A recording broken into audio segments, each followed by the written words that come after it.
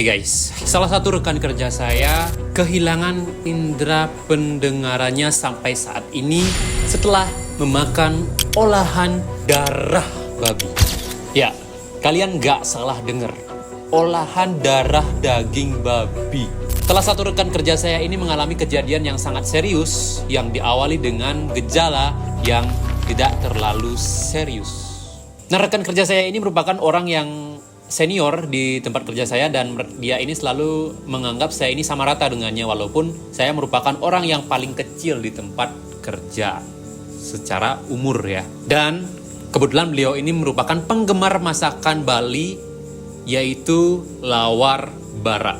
Nah, perlu teman-teman ketahui olahan lawar ini biasanya terbuat dari daging babi, olahan dari daging babi dan juga ada beberapa olahan dari daging ayam. Tapi kebanyakan itu terbuat dari olahan daging babi. Nah, ada beberapa jenis lawar yang ada di Bali, lawar kelungah, lawar gedang, lawar nangke, dan juga ada lawar-lawar yang tanpa olahan daging mentah. Di dalam olahan jenis lawar ini ada beberapa lawar yang agak ekstrim, yaitu menggunakan olahan daging mentah dan juga menggunakan darah babi. Ya, olahan darah babi. Yaitu lawar bara atau lawar getih yang bisa yang disebutkan setiap daerah itu di daerah Bali itu namanya beda-beda, dan juga ada lawar plek yang menggunakan daging masih mentah. Nah, menjelang tahun baru 2025, salah satu rekan kerja saya ini kumpul-kumpul dengan rekan-rekannya, dengan teman-temannya. Dan ketika kumpul-kumpul itu, beliau menyantap olahan lawar getih atau lawar bara yang ada olahan darah babi mentah di dalamnya. Dan kebetulan juga saya merupakan penikmat juga. Saya suka juga dengan olahan lawar itu tersebut, terutama lawar bara yang ada campuran darah babinya. Tapi saya kadang agak sedikit berhati-hati. Tapi sebelum saya lanjut, ini mohon maaf buat teman-teman yang mungkin yang menonton ini beragama Muslim yang mengharamkan makan daging babi, apalagi darah babi, apalagi darah. Mohon maaf, ini tujuannya untuk mengedukasi teman-teman agar tidak mencoba-cobanya terlalu banyak, dan buat para penikmat lawar untuk selalu berhati-hati ketika menikmati lawar bara tersebut. Nah, saya lanjutkan ceritanya. Nah, saya selanjutkan cerita salah satu rekan kerja saya ini. Ketika kumpul-kumpul dengan teman-temannya ketika menjelang tahun baru, teman kerja saya ini dia mengonsumsi lawar bara.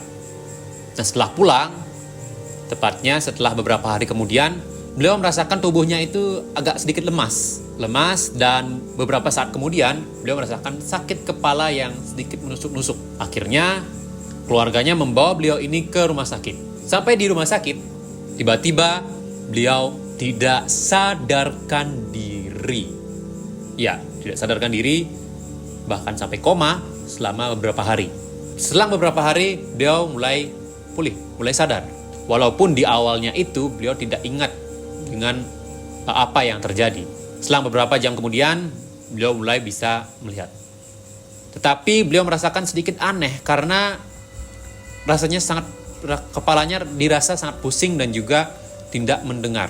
Dan satu hari berikutnya, bahwa beliau tidak bisa mendengar keluarganya yang sedang berbicara. Bisa dibilang indera pendengarannya tidak berfungsi. Bahkan sampai saat ini video ini dibuat, kemarin saya sempat hubungi beliau, saya tanyakan keadaannya beliau seperti apa, dan beliau menjawab masih belum bisa pulih kembali indera pendengarannya. Lalu apa yang menyebabkan beliau sampai tidak bisa mendengarkan ataupun bisa sampai kejadian seperti ini? Setelah saya menanyakan ke salah satu teman saya yang merupakan salah satu perawat dan pernah merawat orang yang mengidap penyakit serupa, beliau mengatakan bisa jadi itu terkena penyakit meningitis yang dimana disebarkan melalui darah daging babi yang beliau makan. Biasanya yang menyebabkan meningitis itu ketika selesai menyantap olahan mentah dari babi, itu karena babi yang diolah ini berasal dari babi yang sudah sakit. Jadi babinya ini sudah sakit, tidak sehat, kemudian diolah, dimasak, dan kebetulan di dalam olahan tersebut ada yang masih mentah, dan itu ketika masuk ke dalam tubuh kita, virusnya akan menyebar di otak kita. Salah satu rekan kerja saya ini bisa dibilang selamat dan bersyukur karena ketika terkena serangan meningitis ini tidak banyak orang yang bisa selamat dan masih bisa hidup. Bahkan pengalaman saya dulu ketika kakek saya sakit, di sebelah ruangan kakek saya itu ada yang terkena meningitis. Kalau nggak salah jam 2 sore masuk di kamar sebelah, malamnya teriak-teriak kesakitan, sakit kepala, dan besoknya jam 11 siang itu sudah meninggal. Dan ternyata setelah saya tanya ke perawatnya beliau mengidap sakit apa, ternyata habis makan olahan darah babi mentah, yaitu sama juga lawar getih. Lawar getih ini beda lagi. Kalau lawar bara biasanya itu masih ada kelapa, parutan kelapa di olahannya tersebut. Kalau lawar getih itu hanya ada darah babi dan juga biasanya jeroan babi. Jeroannya itu mateng tapi darahnya yang tidak mateng. Ini pure, warnanya merah sekali. Saya kadang takut untuk memakan. Disclaimer dulu bahwa tidak semua orang Bali itu suka dengan olahan lawar bara ini. Lawar bara, lawar getih, itu tidak semua orang Bali suka. Tapi ada beberapa orang Bali yang suka. Itu salah satunya juga saya. Dan ini juga ketukan buat hati saya buat selalu berhati-hati ketika mengkonsumsi lawar bara. Teman-teman yang ada di Bali yang mungkin senang dengan lawar bara, agar selalu hati-hati dalam mengkonsumsi. Usahakan ketika misalnya mengkonsumsi, teman-teman tahu babinya ketika masih hidup. Karena itu yang paling penting. Jika misalnya babinya sehat, imun tubuh kita kuat, pasti hal serupa tidak akan terjadi. Dan ingat juga, jangan makan berlebihan. Itu juga penting buat kita.